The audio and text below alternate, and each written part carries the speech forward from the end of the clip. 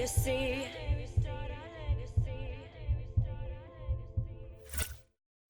What's up, guys? Legacy here for Legacy's Lounge. Welcome to the first podcast.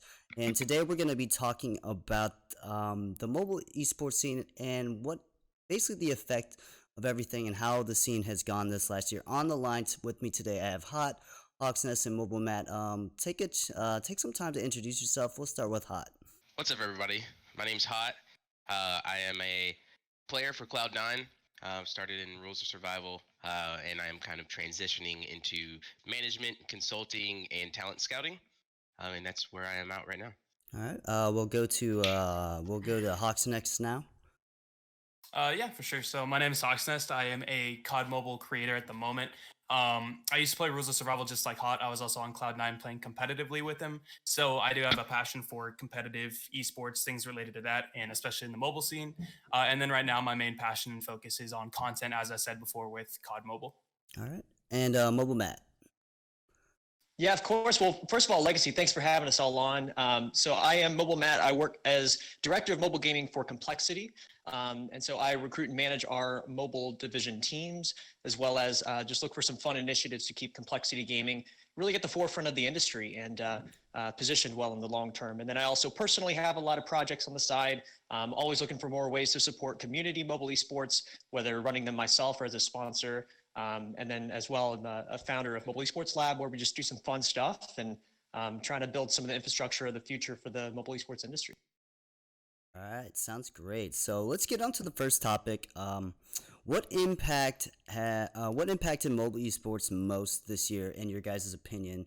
I'm going to start with, I think for me, it was PUBG Mobile's presence in the mobile scene, and I think the growth and explosion of it has been massive for the mobile esports scene, and the big tournaments, the community, the content, the way that PUBG Mobile's community developers really have worked with content creators and given them opportunities as well. That's my thoughts on what I think the biggest impact has been so far. Let's go to Matt on this one first. Yeah, I mean, listen, what a good question to start off with, because, if I look back at 2019 from a mobile esports perspective, you just see so many amazing things that happened. And you mentioned PUBG Mobile, which did phenomenal with their league. You've got a game like Call of Duty Mobile, which was able to drive 100 million downloads in the first week of launching. Yes, that's an accurate statistic. It's insane. It broke records.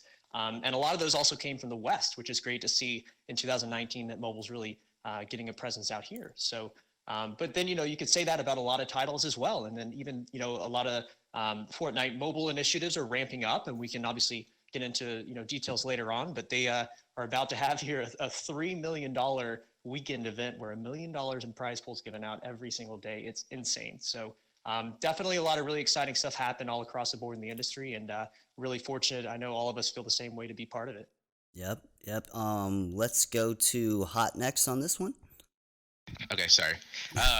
Yeah, so the continued support from publishers to continue to invest in mobile esports, I think, has been incredibly impactful. You see that with Clash, Brawl, PUBG especially, even Rules of Survival, and then you have Epic Games dipping their toe in with Fortnite Mobile as well. And I think that's really going to drive the mobile esports scene, because without publisher support, I don't think there would be as of a large of a chance for mobile esports to become massive. And so with that support, I think it really empowers us as like a community and players and directors to really form initiatives and keep the scene growing. Yeah, I think that's well said. Very, very good, but very, very good points there. What about you, Hawk? Honestly, I think Hot and Matt hit it right on the nose, to be honest, with all the things that have happened, especially just this year. PUBG Mobile is most definitely the title that I've seen like shattering the most barriers, just in terms of like prize pools. The content things they've done have been huge, the different initiatives. And then obviously just from like an esports perspective, everything they've been doing and are continuing to do has been groundbreaking for the mobile scene, for sure. Okay. And then let's go on to continuing with that topic. What has impacted you guys most personally? And I want to start with you, Hawk, on this one. Yeah, for sure. So as Matt was saying too, with COD Mobile hitting 100 million downloads, I am not 100% sure, but I believe that's just in the 10-cent version too. So even with the Garena version, that got a lot of downloads as well. So obviously, with a massive launch of COD Mobile, that was the game I really took to with my channel. And so far, in the I think 2 months it's been out, a little over 2 months, my channel has seen a lot of growth. And that was kind of my transition from being more competitive and really relying on content as like my main internet, not just source of income, but just my main focus overall. Um, and yeah, I mean, really just that so far, just the explosion of COD Mobile and participating in a couple different events that I have participated in so far, and just kind of seeing how the scene is developing, and especially just with it being so like early, like it's chugging along like really well so far, and I'm super optimistic for the different things that COD Mobile will do in the future. Yeah, you mentioned that you went from a player to a content creator. That's certainly a huge impact on you personally. Was that transition tough?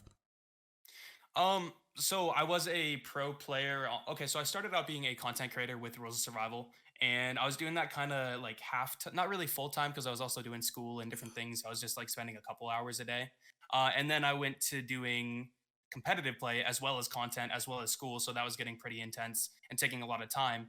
And then as Rules of Survival kind of died off, I was just kind of slowing down, waiting for COD Mobile to come out, and then I was also had no school, so I was able to make that like full transition over, and it was a lot easier than I expected just because I had so much time to prepare and really get ready to fully send content on COD Mobile. S- All right, sounds good. What about you on this? What was the biggest impact for you? We'll go to Matt.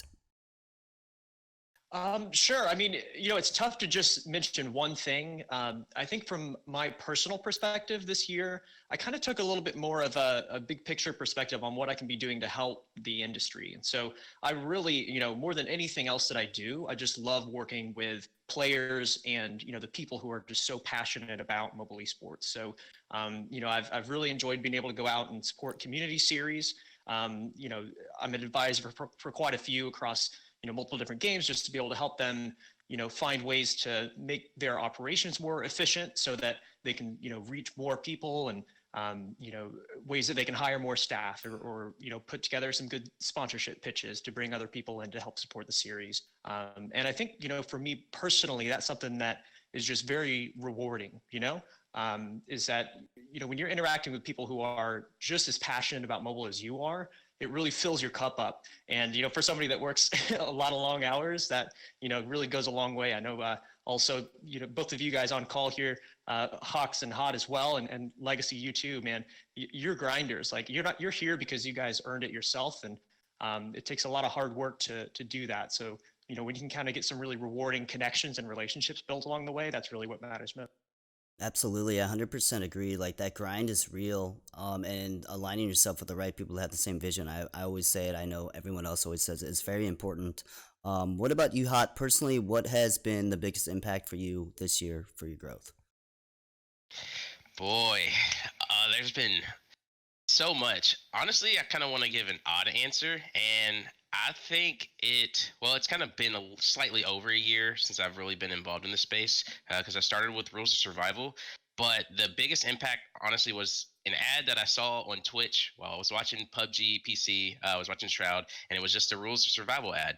That one ad opened the gate for everything that I've been involved with to be possible. So I think that had the biggest impact. But I think past that, once I really got involved into the scene, it was definitely the people that I've met. Certainly, everyone on this call has had a huge impact personally for me. Hawks being a teammate of mine, I've got to grow really closely with him. Of course, you, Legacy, and Matt as well. We've been working on our own things. So really, the people that I've met, it's just been really incredible. A ton of inspiring individuals that are incredibly competent, and I think a lot of people are going to do a lot of big things. And I think there's a lot of really good movers in this space right now. Absolutely. Yeah, and if I could Go ahead. Sorry about that. Yeah, if I could piggyback on that, actually, one thing that I've noticed about this last year is that a lot of really good communities have been built up in these mobile games. Like the PUBG mobile community is honestly one of the most positive and supporting scenes I have ever found. And, a lot of people may not realize as a viewer, as a player or fan, just what it takes to kind of be successful as a influencer or content creator or whomever, right? But it is a group effort. And so when you find a good group together that really shares your visions and values, and, they're there to kind of, grind on in their own channels and content and stuff, but do it along with you and share lessons and tips and stuff. I mean, that really makes a huge impact. So I think 2019, in my opinion, was a really positive and supportive industry as a whole. Absolutely. Anyone else want to touch on that? Mm-mm. No. Nope. Not Good? really, no. Okay. Yeah. We're gonna move on to the next topic, and this is something that I think people don't talk about enough, or maybe they just don't know. So we're gonna talk about endemic and non-endemic sponsorships, and the topic is: will more endemic or non-endemic sponsors enter the scene? And thoughts on what you would like to see. We'll go with. Anyone want to go first on this one? I don't mind to go first. All right, we'll have Hot go first. Yeah, this is something I'm not super versed on, but I definitely do have my thoughts on it. I think there will always be a space for endemic sponsors, obviously, in the esports scene. But mobile as a platform, I think, offers a unique opportunity for marketing options for sponsors. You have that potential for increased engagement with the sponsors' targets, and that is something I think mobile really uniquely provides, to the sponsors, whether they're endemic or non-endemic. And I think this really could give a rise to new players in the sponsorship space, and just a lot of different opportunities for engagement and people to really invest in this scene. So that's kind of like my hot take on it. But Absolutely. One of the biggest ones I've seen Oh, emerge is OnePlus as a phone, and I think that's really interesting. Seeing you've seen like Fnatic, SK, OnePlus is partnered with PUBG Mobile. What are your guys' take on that? And then also, my biggest question is why hasn't Apple joined into the mobile space? That's just my curious question. Anyone want to chime in on that? I'd actually love to take that because I have a lot of respect for what OnePlus is doing. It seems like they especially are investing in India as a region, which is something that's really exciting. And when you asked what I'd like to see more in the future, I want a little bit more focus on emerging markets like Mm, India, like Brazil. I think there's so much opportunity there, and mobile is really present as well in all of those regions. So really give a lot of credit to the people who are first movers to trying to be a sponsor and support the scenes in those types of countries. absolutely, absolutely. Hawk, it sounded like you wanted to chime in there. oh no, I was just agreeing that Brazil is definitely a big region right now too. That I feel like just in terms of North America, people aren't really paying attention to a whole lot. But if you do look really close, it's blowing up, especially in mobile esports. Oh, absolutely. I mean, what was it? Free Fire Yeah, had Free Fires. millions of concurrent viewers or something like that. I don't know if I like messed that stat up, but that's insane. And I think generally the South American scene for esports in general has always been massive. Their fan base is very loyal. They love the games. And they love their teams. They really love their teams. So it's interesting to see how the South American scene will grow. I know when Critical Ops was really big, and I don't know why they never really tapped into that. But we could talk about that later. As far as other sponsorships or sponsors that you guys think would be interested or intriguing to come to the scene, is there anything like peripherals or like a custom thing? I know triggers are out there, but most people don't use those. Is there something you think that could really be like a new benchmark thing besides a phone for mobile? I think it's really difficult. I actually spoke to Powerbang about this as well. It's kind of difficult in the mobile scene in terms of sponsors, just because mobile is meant to be very convenient and meant to be all in kind of one device. It's not like with PCs, you have different peripherals and things like that. There is still like headphones but it doesn't range as far as PC gaming or console gaming in terms of just different things you can really contribute with it. But there is definitely a market in terms of the users for mobile gaming and just general sponsorships. Like Uber Eats, I know sponsors a couple different gaming companies and um, just different things that are general lifestyle and living Hmm. different things. But like in terms of peripherals and objects like that, I just can't see mobile bringing in as many sponsors, to be honest. Yeah, I mean, when you look at like League of Legends partnered with Louis Vuitton, that's ridiculous. That's a Yeah, huge absolutely. non-endemic sponsorship. But you see most big orgs partnering with like clothing brands now with shoes and cars and stuff. And I would hope to see their mobile divisions also, get to receive those perks and benefits. So we'll just have to see what happens because you just never know. I mean, like Uber Eats, like that's crazy. That's such a random sponsorship. Mhm. Um, so one of the questions that we did get on Twitter, I guess I'll throw it in here since we were talking about phones and stuff, was the debate on what is considered mobile. Does the tablet, iPad, or a tablet, is anything like that? Does that should that be considered in as the mobile platform, and should that be allowed in tournaments? And I'll go with you, Hot, first, since you're a competitive player. Or what are your thoughts on that? Ooh, really good question. Excited to answer this. So personally, I think mobile kind of encompasses phone, tablet. I don't see it going much farther than that. Um, from a competitive standpoint and like what tournament organizers should allow, I really think it depends on how the tournament organizers or the publishers really want their game to be perceived. So I know PUBG Mobile, they have a rule set that pretty much requires you to use a phone. Like no tablets are allowed. Some other tournament organizers allow you to use tablets, but I think their big stick and what they kind of cater towards is you can do this anywhere. Everybody can pull their phone out of your pocket. Not everybody is carrying a tablet under their arm. So it really just depends on your target audience, I think. But personally, from a competitive standpoint, I think tablets and phones should be allowed. But from like a marketing perspective, I can totally understand why as a TO or a publisher, you would want only the players on stage to be using a mobile device, like sorry, a phone. Yeah, very Uh, good points. I actually want to go to Hawk on this because you're a content creator and you do use a tablet. So, what are your thoughts? Yeah, absolutely. So I feel like there's two big parts to that as well. The first one being sponsorships, and from PUBG Mobile and their PMCO and their I think it was their Star Challenge was the first tournament they really did that was really big. And the finals of that, the users were required to use a provided phone. I think it was the Samsung Note 9 or something. Yes, that was correct. Yeah, and prior to the finals actually happening, users were allowed to use either tablets or phones, and that caused a really big issue because a lot of players were using iPads, and they were kind of just at the very end when the finals actually started, they found out that they would have to be on a phone, so they didn't really have ample time to prepare. And I think the biggest reason that in the future, when they started doing the PMCO, that they made it so it's phones only throughout the entire competition was kind of to fit into that, like less of a surprise and having players that are professional phone players going up on stage, not a bunch of iPad players that are terrible on a phone. Because obviously, when the sponsorships do go through and players have to be on their phone or have to be on the sponsor's phone, then it's just better to have players that are already versed and ready to play on it essentially. And then another big part too, I think, is the way that the game is designed. So I know in Clash Royale, as far as I know, users are able to use both phones and iPads because it's a game that's more focused on your ability to play and like your intelligence, and not as much like aiming and your device and different things that are a little bit affected by screen size. It's just more your intelligence and game knowledge.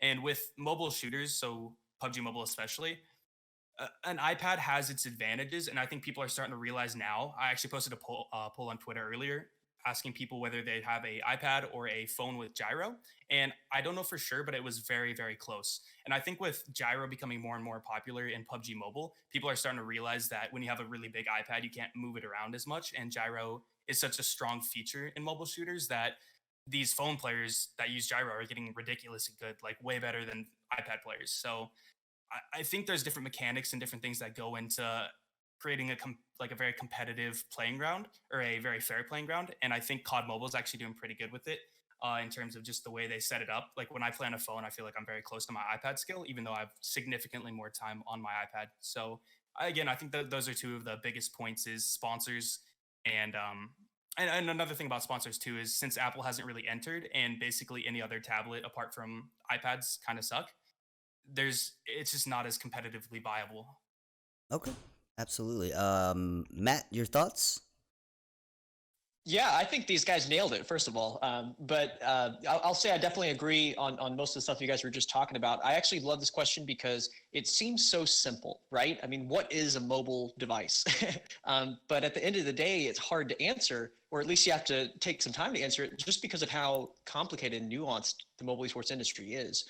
Because it depends on what lens you're looking through. If you're a player, you want to seek out competitive advantages like Hawks was talking about. And if you feel like that's on the iPad for your specific game, then that's what you want to use. If you feel like the smaller device with gyro gives you a competitive edge, you'd want to use that, but you want to make that choice for yourself.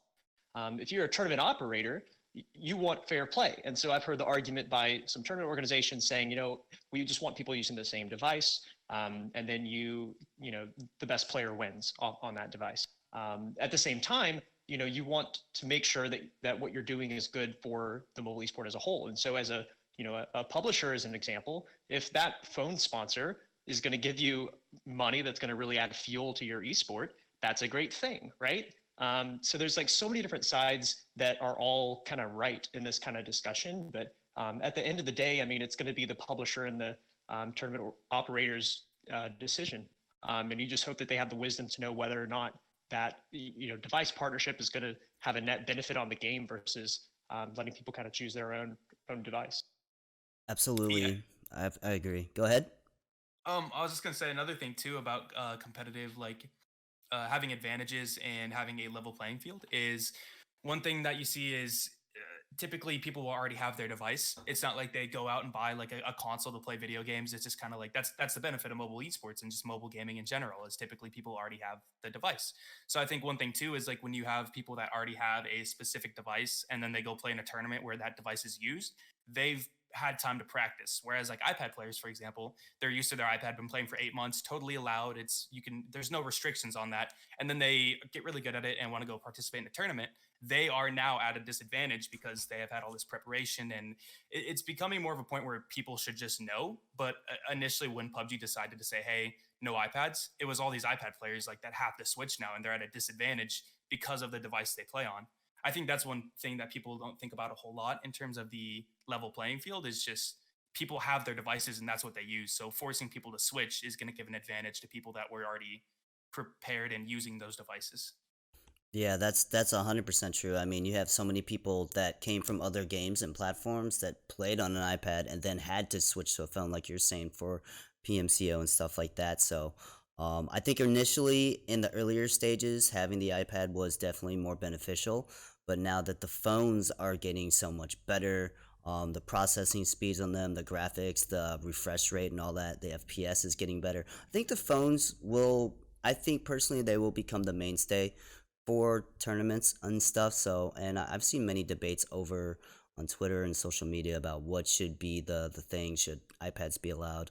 I think overall, I just generally agree. If it's going to be one thing, it should just be one thing, and it should just be known ahead of time as a tournament organizer. So we're going to move on to the next topic, which is what impact has Clash Royale, PUBG Mobile, and COD Mobile had on mobile this past year? Was there any downsides? And then what other titles should be mentioned and what path should those titles take to reach these games' heights? I'm actually want to start with MobileMatt on this one because we just had the CRL finals and I'd love to get your take on this. Yeah, absolutely. So it was an amazing live event. If you guys haven't seen it already, definitely go check it out. I posted some clips on my Twitter at the MobileMatt. Quick plug there. But absolutely, I mean, so we kind of answered some of these topics in the very first question that you started off with, right? Which is the impact in 2019. And it's interesting to me that we have so many really quality mobile games right now that are in a great position from an esports perspective. You have a game like PUBG Mobile that is still going really strong. They just doubled their prize pool, about to launch a $5 million series next year. You've got Call of Duty Mobile, which is breaking records for downloads. Really excited to see them gear up from an esports perspective. Clash Royale, of course, is still going strong with the Clash Royale League, and excited to see details about what's going to happen next year as well. And they're all kind of unique, you know what I mean? Like Clash Royale trends a bit more casual, just as a general player base because of the Supercell games. And you have titles that are very hyper competitive, that have their own kind of successful mobile esports leagues right now. So it really is just kind of, it's interesting to me how different some of these games are, and they're all kind of blazing their own trail and in their own unique way. Let's see here. Do you have any games that you would like to mention? Do you think, hey, this has a lot of potential? And then if it does, why do you think it hasn't succeeded yet? Sure. So actually, I was going to add one game to that list, which was Fortnite Mobile, because I think when you think about the broader impact that these mobile esports are having, it's a couple things. First of all, I really like that barriers are starting to be broken down with the broader esports industry. And then secondly, being able to take mobile games and mobile esports mainstream. And Fortnite Mobile was one of the best at both of those because you have crossover events like Ducky the Gamer, our creator here at Complexity. He was able to go to a live event where he played against Ninja. He's gotten multiple hosts from Tfue, and he's gotten on national TV commercials, right? So I mean, what better way to kind of pick somebody that's been able to break down barriers with the esports industry and mainstream media and stuff as well. I mean, it's really kind of incredible what Fortnite Mobile's been able to do, and I already talked about their $3 million esports event coming up too. Yeah. Now that we brought up the Fortnite mobile at Hawks, I saw you mention on Twitter about it. Can you kind of break down that and what kind of like impact does that have? I know these mobile Fortnite players have literally been waiting for over a year for an event like this. Oh yeah, absolutely. So Fortnite Mobile Esports so far has been either a entire cross-play system where mobile players technically could qualify to go to play in the World Cup or whatever it is, but just the fact that they're playing against some of the best PC players in the world that have been playing for 2 years now competitively, we haven't seen anyone do that. I know there was a couple players that were able to I don't know exactly how the system works, but they were able to win a couple $100 playing in events like those.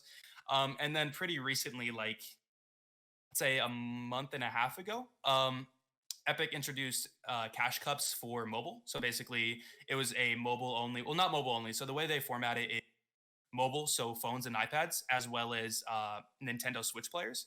They group everyone up and they play in a tournament for the region, or not really a tournament. It's more like a pub stomping um, game mode. It is kind of hard to explain, but the winners of those win a certain amount of cash, which is definitely not something low. I think the top prizes are like EU and NA East, with like $1,500 being the first place, and they do these every week. So right now, what we're seeing is a lot of like 14 to 18-year-old Fortnite mobile players like winning a lot of money. I think the top earning player currently is Mude, I think is his name. I don't know how to pronounce it. He's a European player who's won like $11,000 almost. I think Oh it's my ten or God. $11,000. Yeah, Yeah, in it's about a month amazing. and a half. A month and a half. So it's absolutely ridiculous. And then yeah, obviously right now they did Twitch Rivals as well. So that's one of the kind of first times that we're seeing some big companies investing a lot into Fortnite Mobile in terms of tournaments, apart from Samsung, which they've been doing stuff for a while. And then just recently, about 4 or 5 days ago, I think it was, they announced the Winter Cup or Winter Royale Cup, whatever it's called. And essentially, it's the same thing as the platform cash cups, except for a lot more money. And something that a lot of people have been debating about that is how they did the prize splits. And the prize splits for this are basically if you do decent, you get money, and then the people that win only get a little bit more money. So it's more like a holiday. Like here's money for everyone. They're just really trying to get a lot of people to participate. So a lot of people are kind of disappointed in that. But I think the fact that Epic has decided to include mobile in these different events means that we could be seeing a lot more independent tournaments. Because I know Xbox had $1 million tournament a while ago, and if they're able to do stuff like that for PC, Xbox, and they're doing these like cash cups and Winter Royale for mobile, I think we're going to see a lot more really big money, really big first place prize pools and things like that for mobile. That's huge. That's amazing for those guys. I'm really excited. I've seen so many people grinding that game forever, waiting for their opportunity. So Mhm. happy for them. Hot. Anything you want to touch on this topic? Yeah, for sure. Let's see. So it was the original question was just the impact of like those three titles that you mentioned before. Obviously, I think those three titles, Clash Royale, PUBG Mobile, COD Mobile, they've all had a massive impact, both in esports and for the casual users, and just for the space in general. You see like the massive daily active users for CODM, Clash, and PUBG. And between those three titles, everything is really trending up. Clash has really shown that it can kind of sustain its esports scene, and they only look. It looks like they're just going to continue investing in that.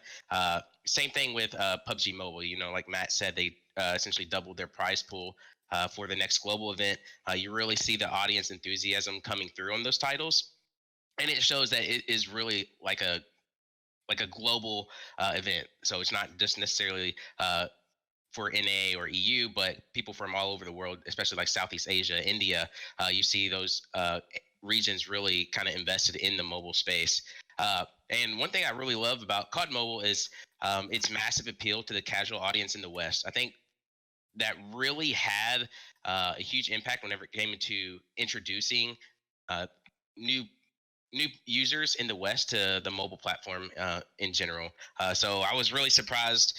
It has like so COD Mobile has the Facebook linking feature where it will tell you essentially which of your Facebook friends have downloaded and started playing on COD Mobile. And I was completely blown away by how many people on my Facebook friends list were playing this. And it's kind of cool because I can reach out to someone and like, hey man, what was your experience like on this? What do you think? Are you surprised? Was it underwhelming? And kind of pick their brain. And like the reception has been overwhelmingly positive. So I really think, at least in the West, that mobile has a chance to take off. I think it's just going to take like the right push, and for titles like COD Mobile to really introduce new players to the platform.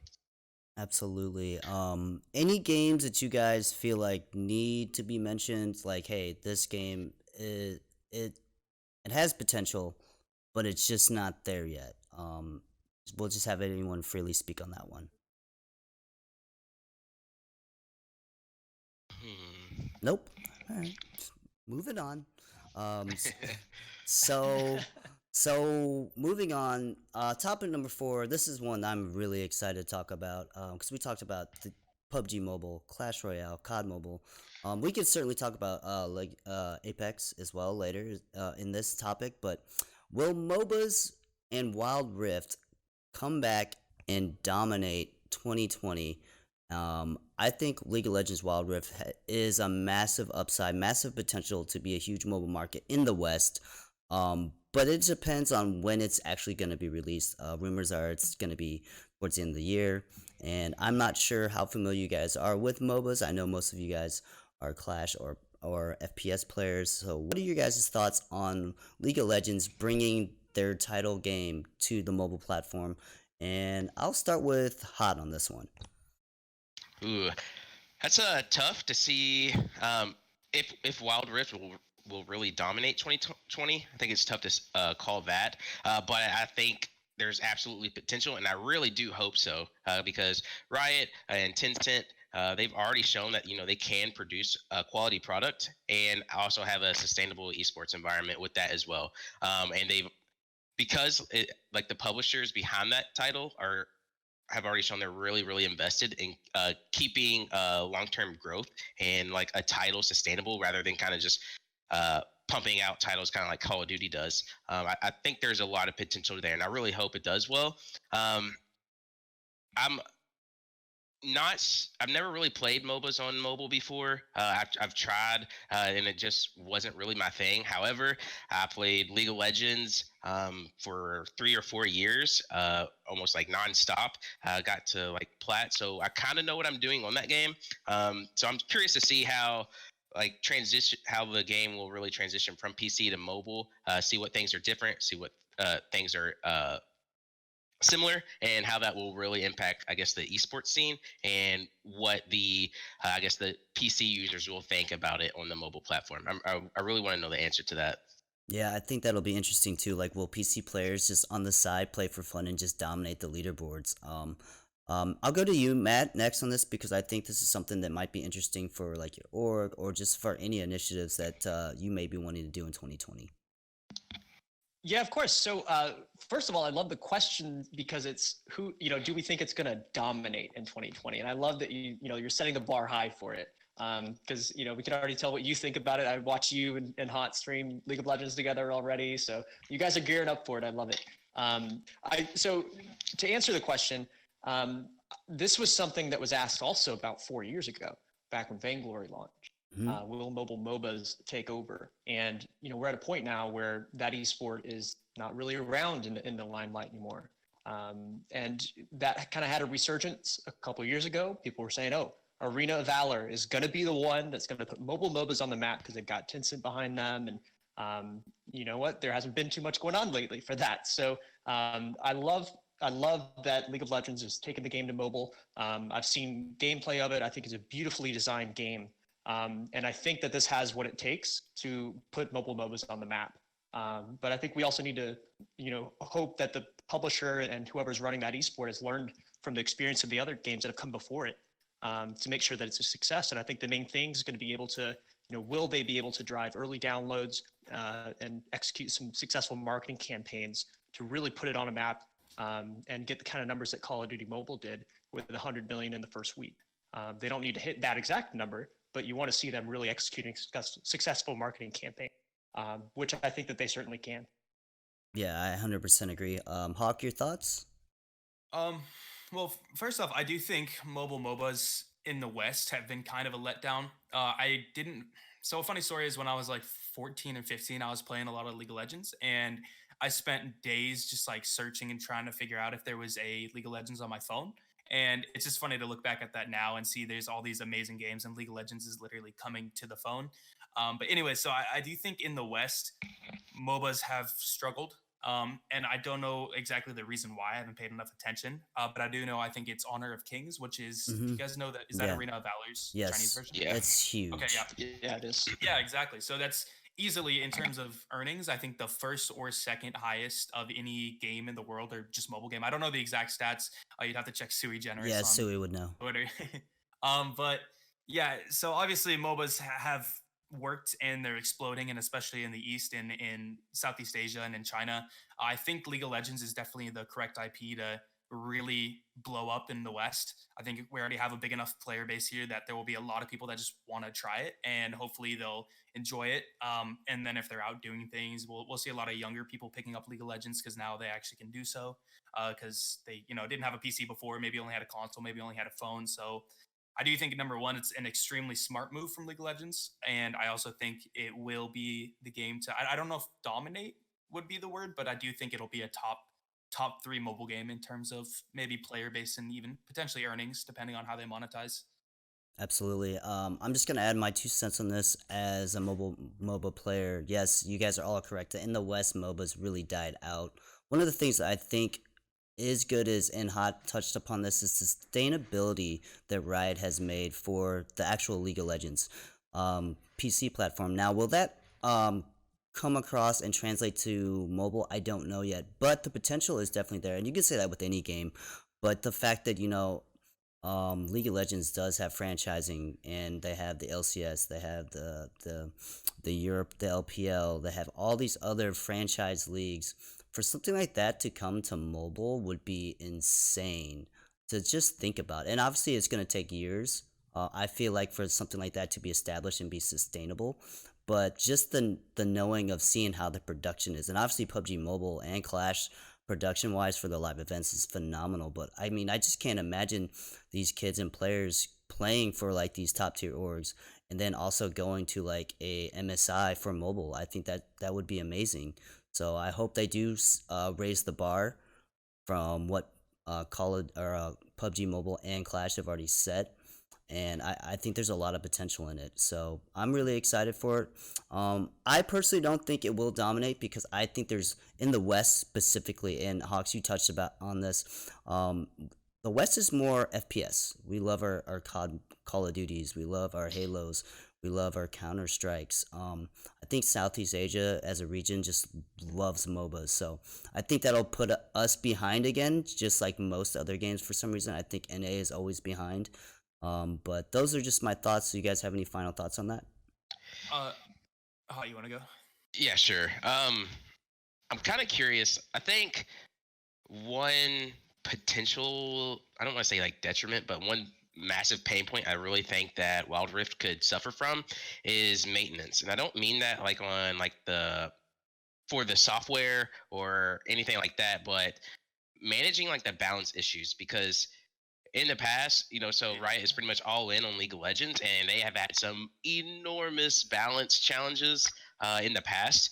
And I don't know if it'll be like a separate team that is going to be incredibly dedicated to ensuring that that the game is going to be balanced on mobile, because it's going to be essentially a completely different game, going to require completely different team, and the MOBA community has already shown that like it can find any kind of weak points and exploit that, and really just completely ruin a game experience for maybe casuals. So like just anyone that kind of knows what they're doing.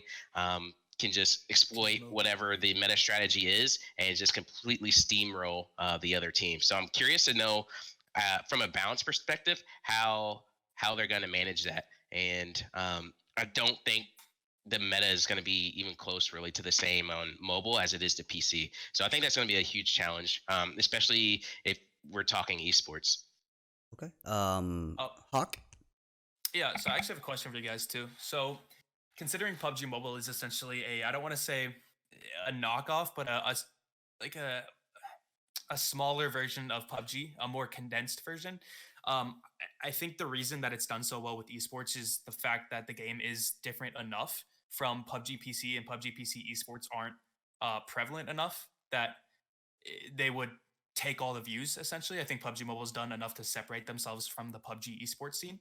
But I'm just curious, do you guys think that Wild Rift will be their esports will be considered something of their own, or do you think it'll be more like this is League of Legends on the phone? Because with League of Legends having such a prominent esports scene already, I could almost see mobile and Wild Rift's esports being something like that people don't necessarily want to watch because it's just a weaker version of the PC version. I can see 100% where you're going with that, and I think, like Matt touched upon, I think it really goes to how they market their game and market their platform. Obviously, going to have to take different strategies to possibly separate it as the mobile title, because they already changed it to Wild Rift. Just the Yeah. name itself separates it from League of Legends. So I'm assuming they're going to want to make it its own entity, but I mean, we don't know yet. The gameplay, as Hot said, is definitely gonna be different, and so we'll have to see what they do with it. I personally would like it to be separate. I think it would be cool to be an MSI and stuff, but you don't want to combine fan bases. I think your mobile fan base is going to be completely different from your PC fan base. I think they'd be smart strategically to separate that. Um, did you Yeah. want to touch on that? Yeah. So one thing that I think that Wild Rift will have the capacity to do is really showcase how high of a competitive level that these players are able to compete at. So you kind of saw that with like the Fortnite World Cup. You had some mobile players kind of place and earn some money, but that might have definitely gone under the radar because it was nothing too crazy compared to the PC and console players and how well they placed. But people have had essentially like a decade long, or sorry, a decade to experience League of Legends and know what high tier gameplay looks like. So I really think the opportunity is there for the mobile players to showcase how competitive you can be and show like you can really compete at a high level on the mobile platform. And because the audience, at least the competitive audience, knows what to look for, I think they'll be blown away by some of the plays that can be made and how legitimate some of these players are. Absolutely. Yeah, I think especially considering that mobile isn't that restrictive in terms of MOBAs from what I've seen. I think the games you could still play very competitively against PC players if that was allowed, which as far as I know it won't be. But Yeah, Uh, even though it's a different game and different metas, I think the League of Legends audience will at least be able to appreciate high level gameplay. yeah. Matt, did you want to touch on that? Yeah, absolutely. And Hawks, I'm actually really glad you asked that, man, because this is probably the very first question that a publisher asks themselves when they launch a game on mobile is what role is this going to play in this franchise? And it's so interesting to me that we have games that are all across the spectrum when it comes to that topic. We have games that are literally the same game in a title like Fortnite. They're platform agnostic. They want the experience to be exactly the same no matter what device you're on. And then you have games that are the complete opposite. We talked about how PUBG Mobile is kind of different than the PC version of the esport. You also have a kind of a third offshoot of mobile-only games like Clash Royale, where you don't really have a PC version necessarily. But the ramifications of what you choose to do from that perspective are massive. And one of the biggest advantages, in my opinion, to having a mobile version of a game is that you're able to reach so many more people around the world that would otherwise not have experienced your franchise, your game. And so if you launch, PUBG Mobile is a perfect example of that, where you've got, hundreds of millions of people that play this around the world. You know what? Is PUBG as a franchise better off because they launched that mobile game? You bet. So to the extent that you want to really lean into that and have your mobile game really add to the longevity of the IP itself, you want to try to find opportunities to kind of tie them together. So you can still have success by having a separately operated mobile game for sure. But if we're talking about really globally impacting a franchise and doing things at scale, if you're able to tie it closely with your existing IP and the existing fan base, you're going to create brand new fans for life for your game. Yeah, I love the way that you added that at the end there. Okay, we're gonna close it up on topic 4. Topic 5, I think, is gonna be kind of a deep dive here with the expectations for COD Mobile, moving into 2020. Since the esports scene hasn't been developed yet, it's still relatively new. And either one of you three can start this one off because I'm pretty sure you all have great ideas and thoughts on this. So whoever wants to chime in first can go first. Yeah, I'll start. COD Mobile expectations, man. Were very, very high before the game released, and they still are. I'm very, very satisfied with how well the game runs and how fun it is. I will say the downside is it does for me personally, and I hate to just kind of admit this, but it does not feel like a game that I can really just grind out. I have my fun with it for maybe half an hour or so, but after that, it's just like, all right, I don't really know like the progression. I don't really feel like I'm getting anywhere. It's kind of just a little repetitive. And so it's just for me personally, it's not something that I can grind, but I do love it, and I could play it like several times a week. Obviously, other people will feel very differently about that. But if the game is still in its infancy, and I feel like a large reason of why I personally feel that way is because ranked, like I'm a competitive player, so ranked just needs a lot of work, and I feel like if they made some honestly minor adjustments, it could really be a lot more fulfilling for players like me, and I think that would definitely extend to the more casual player base. But I think there's a ton of room to grow, especially on the esports side. They've done a lot of work on the spectator feature since the game was since I played the game in beta. It's come a long way, and I think that is some sort of indication of some intentional design to cater to an esports audience in the future. I love that the game has introduced new faces and honestly combined a lot of players from different scenes into one title. And there's just a lot of promise there. I think Activision Blizzard, obviously, they showed a lot of support for esports in the past and currently. So I would be very surprised if there wasn't some sort of investment in Call of Duty mobile esports. Okay. Hawk, you want to go next? Yeah. So I do think part of that spectator like increase, or just the quality of it increasing, is also due in part to the fact that the Garena version is nearly identical in almost every single way, besides some monetization stuff, to the Tencent, which is the global version. And they are already having Garena supported, COD Mobile supported tournaments over there, doing all kinds of really cool stuff. If you follow the Garena COD Mobile social pages, as well as the Indonesian version of their social medias. But one thing too that I view as a problem with COD Mobile is I like their monetization, and I think it's smart and makes sense as a free to play mobile game.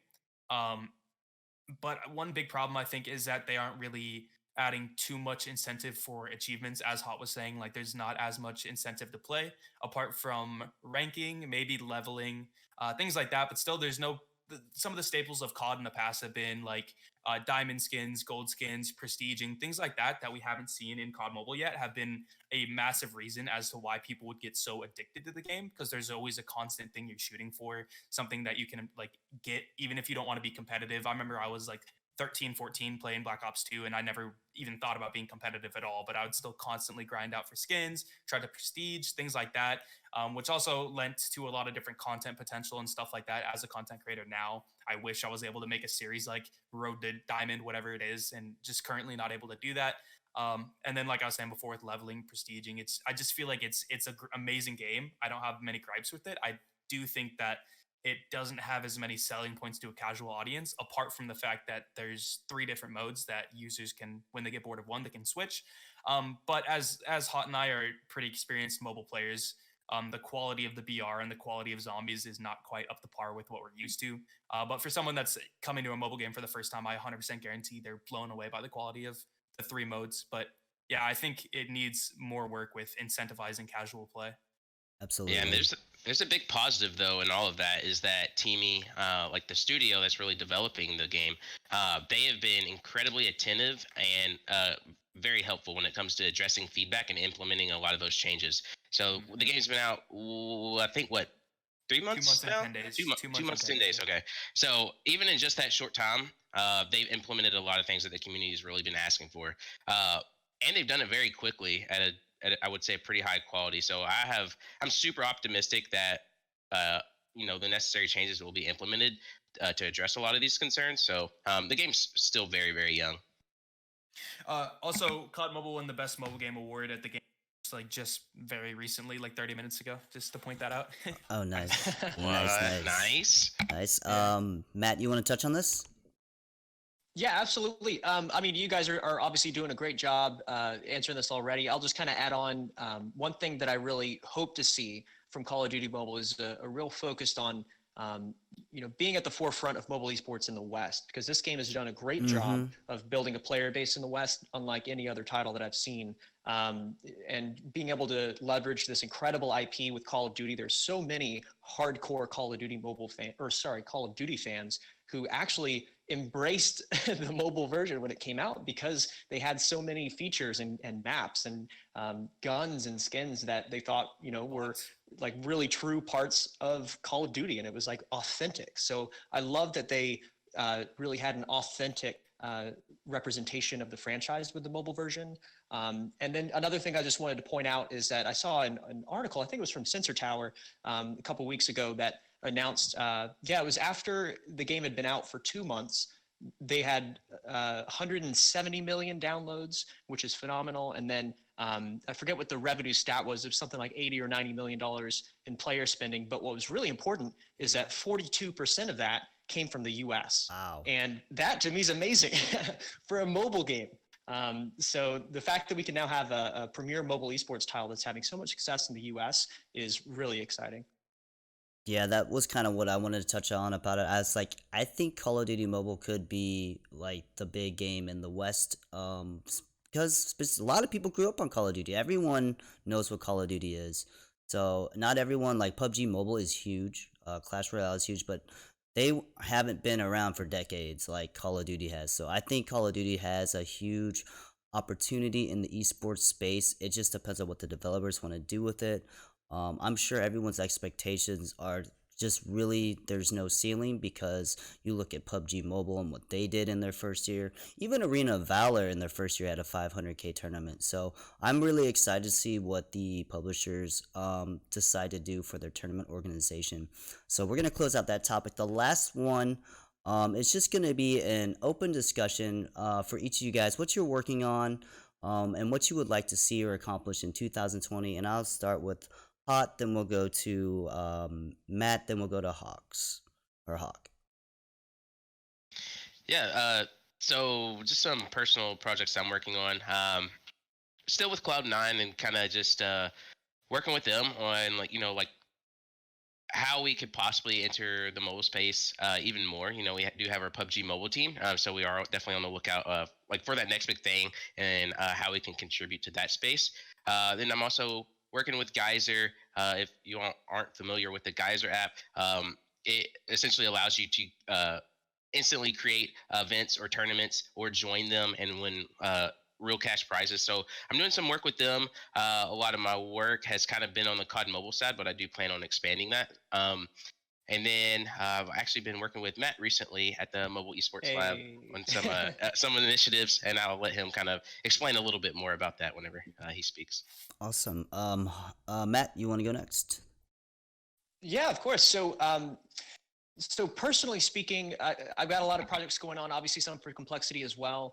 I really want to see in 2020 an emphasis on live events in North America. To me, that's something that's just really important, because if you've ever been to a LAN or just a in-person event for a mobile game, it's a really special experience just to be able to meet with and interact with people that share this passion that you have. And I want to see what I can personally do to just kind of will some live events into being here in the West. It's definitely not a one-person job, and I'm still trying to find the right partners to be able to make some stuff happen from that perspective. But I really want to do that. I also want to see if I can find some initiatives that help to break down some of the barriers and the stigma that mobile has within the esports industry. I think we've done a great job already as a group, to be able to present a professional face for the industry forward. And we have some amazing people that are blazing trails as well. And that to me is just something that's really important. So I definitely am going to be even later on this year rolling out some stuff to help bring some more awareness to what we got going on, and make that a big personal focus of mine in 2020. Awesome, awesome. And then lastly, Hawk. Yeah, so actually one of the things that Matt just said is something that's really huge for me too, is breaking some stigmas around mobile, and then also developing more live events, which is also kind of fits into the stigma of just gaming in general, how gamers are typically more antisocial in the rooms playing games, things like that. Actually, when I traveled to the Philippines, I was fortunate enough to hang out with a lot of different gamers over there, and it absolutely blew my mind. I think Manila, which is where I was, Manila, Philippines, is the most compact, I don't know, the dense, most like population dense country in the world. So Rules of Survival, which is the game I was playing at the time, it was really big in the Philippines, and it was very, very obvious when you went there. You saw people playing mobile games left and right, a lot of them playing Rules of Survival, things like that. But one of the coolest things I thought was that one community decided to put on a community night and rented out like a pizza place, and it was like not sponsored, nothing like that. It was just a content creator right around my size decided to rent out a pizza place and invited the community to come. And it was literally people driving like an hour, 2 3 hours, whatever it was, from all over the country, or not the country, the city, Manila. And there's like 50 60 people, and it just absolutely blew my mind that a content creator could just kind of say, hey community, let's all hang out and have a good time. And that's something in NA, I think. Obviously there's geographical issues with just a lot of different things, but I'd love to see that more in North America. And that's one thing I'm working towards, is developing um that like more IRL sense of gaming and more close, like, because that's the great thing about mobile too, is the fact that you can game anywhere. So they're playing games in the room, stuff like that. I think that's something that mobile needs to kind of capitalize on, or creators need to capitalize on, and I'm trying to work towards that, as well as just building my own brand and trying to create my channel and different things like that. But yeah, blending IRL and gaming is something I'm working on right now, and have a lot of really, really cool things that should be announced in the next few weeks. Extremely cool. That's awesome. Well, that's gonna wrap it up for today's show. Shout out to Hot at Hot as OP on Twitter. Shout out to Hawksnest at Hawksnest on Twitter, and shout out to at the MobileMatt on Twitter. Thank you guys for being on the show. I really hope you guys enjoyed it. And this has been the first Legacies Lounge podcast, and we'll see you guys next time. Peace.